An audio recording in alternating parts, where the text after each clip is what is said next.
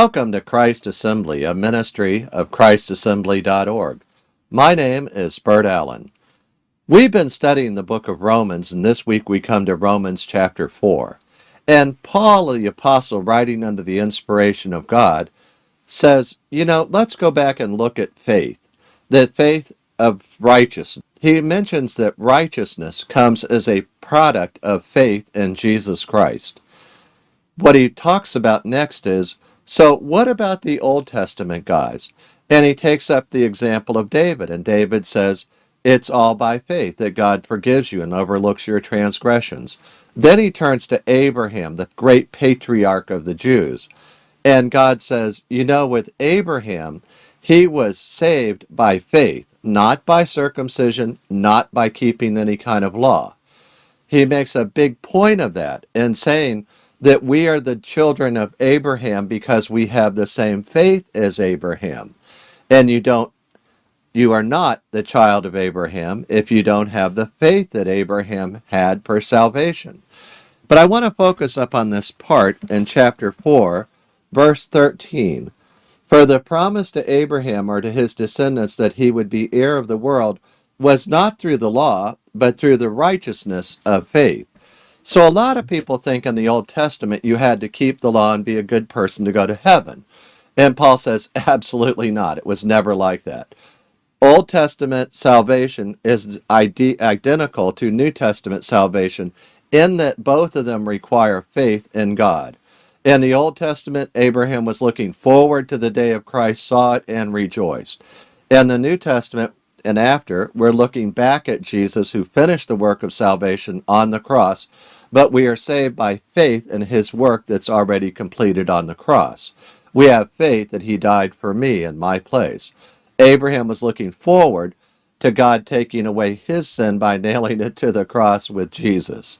But he had an idea, an understanding from God that Jesus was the Savior. Let's go a little farther. So in this verse, he says, the law did not take away anybody's sin. And he'll discuss this in detail and say, if the law could take away sin, then you didn't need a Savior like Jesus to die on the cross. And the law could never take away sin. In Hebrews 10, it tells us that the law showed us how sinful we are year by year by year. If our conscience would have been cleansed even once by the sacrifice of animals, then we would not have continued the next year to offer more animals in the Old Testament period. Well, because the law is a reminder of how sinful you are, just like Paul will describe in Romans 7, that the law said, do not covet, and that brought forth coveting of every kind in him. The law exposes your sin. The law is not sinful, but it exposes your sin. Well, let's go down to verse 14. For if those who are of the law are heirs, faith is made void, and the promise is nullified.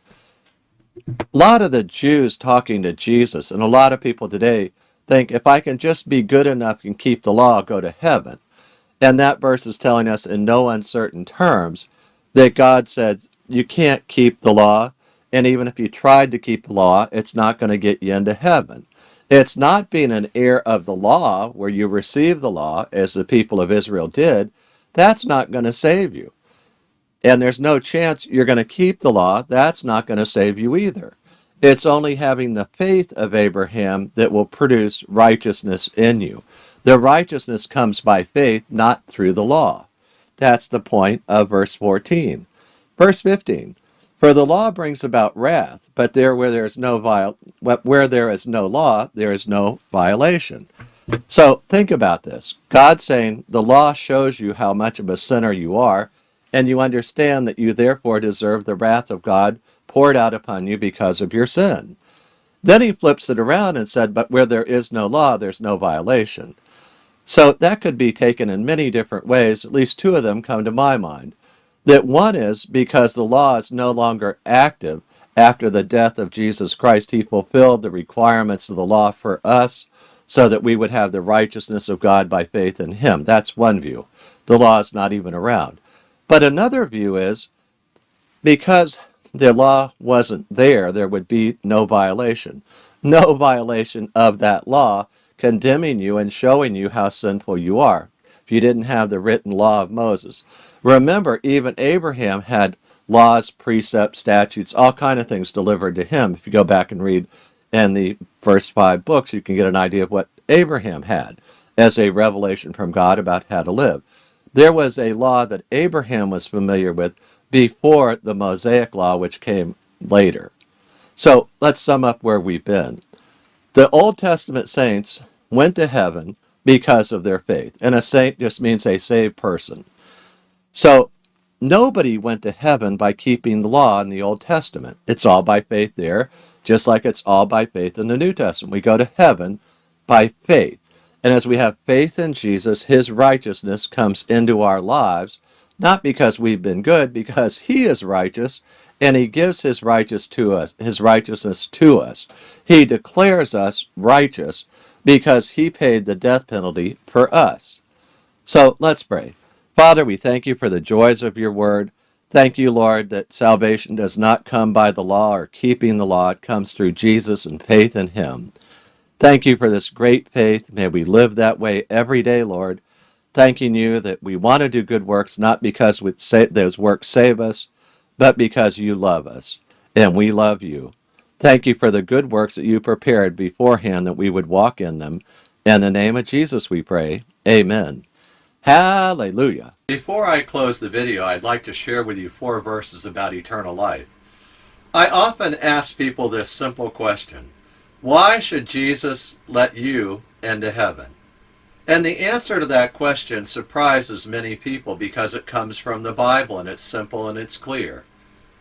Most folks, when they hear that question, they tell me, well, I've been good, or tried to do more good than bad, or I tried hard, or I've done a lot of nice things, and I hope God will let me into heaven. They somehow think if their good works outweigh their bad works, that God will let them in. But God says, actually, I'll let people into heaven because of a free gift. But the story from Jesus starts with 4 verses, and I'm going to read them one at a time. Romans 3:23 says, "For all have sinned and fall short of the glory of God." Romans 3:23. You see, for every person who lives today on earth in human flesh, we've all sinned. Every one of us. We've all told a lie. We've all done or said something that made somebody else angry, and we were doing it out of anger ourselves. We've all done things to hurt other people at one time or another. God says that's all sin, and I look upon that as falling short of my glory, God says. God says we should never fall short of his standard, which is the glory of God. Well, is it serious that we've sinned? Should I be worried about that? Everybody sinned. Why should I worry? Well, consider Romans 6:23. For the wages of sin is death, that all of us deserve the death penalty. At the moment we sinned, we incurred the death penalty for the smallest sin or the biggest sin. I'm happy that Romans 6:23 continues and says, "But the free gift of God is eternal life in Christ Jesus our Lord."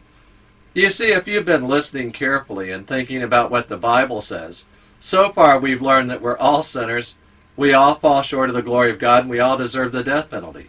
This doesn't sound like good news until you read the last part of that last verse. It says that God has a free gift for all of us. It's in Christ Jesus our Lord, and it's eternal life. The free gift of eternal life that only Jesus Christ can give you. He said he's the way, the truth, and the life. No one comes to the Father but through him. Why would God offer us this great gift if we're all sinners? Well, Romans 5:8 tells us. It says, "But God demonstrates his own love toward us, in that while we were yet sinners, Christ died for us." He died for us. He died in our place. God loves sinners like you and like me. He died in my place and in your place. He paid the death penalty for me. I often illustrate the free gift like this. That I have this old Nissan truck. It has 285,000 miles on it. It's not that great a truck. It sits at the beach every day. But I illustrate the point this way. I hold up the keys to my truck and I say, I'm going to make you a symbolic gift of my truck. But until you take the keys out of my hand, it's not your truck yet. Well, let me tell you what I mean. A lot of people have been going to church for years. They know all about Jesus. They can quote verses about Jesus. But they know in their heart that they're not quite right with God. And there's never been a day in their life where they've been born again and they know it. You see, they're just staring at the keys in God's hand, and He's offering you the free gift today of saying, reach out by faith and receive that free gift and take it into your heart today. Receive the free gift. Okay, how do we do that? Well, Romans 10:9 tells us how to do that.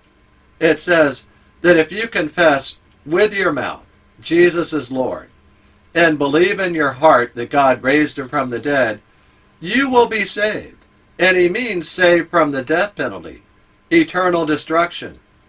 So we can receive that free gift right now by faith, and we can pray a prayer together. I urge you to pray with me. I'm going to pray it right now. Lord Jesus, I thank you that you love me. I confess that I am a sinner and I fall short of the glory of God. I confess, too, that I deserve the wages of sin, which is death. But, Lord, you offer me the free gift of eternal life in Christ Jesus our Lord. I accept that free gift right now.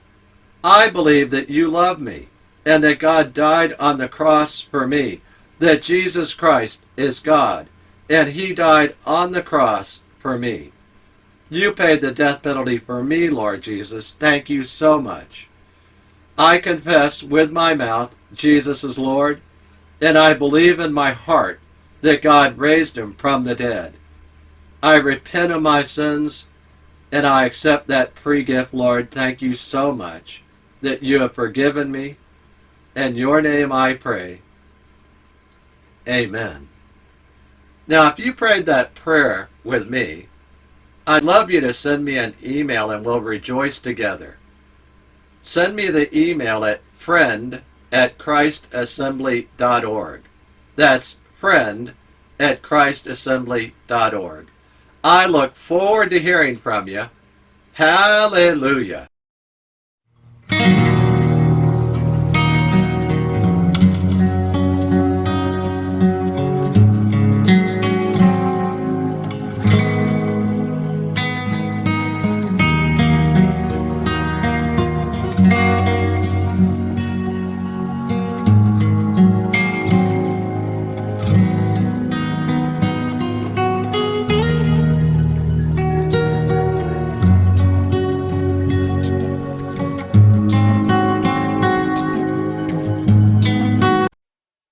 Scripture quotations taken from the NASB, New American Standard Bible, copyright 1995 by the Lockman Foundation.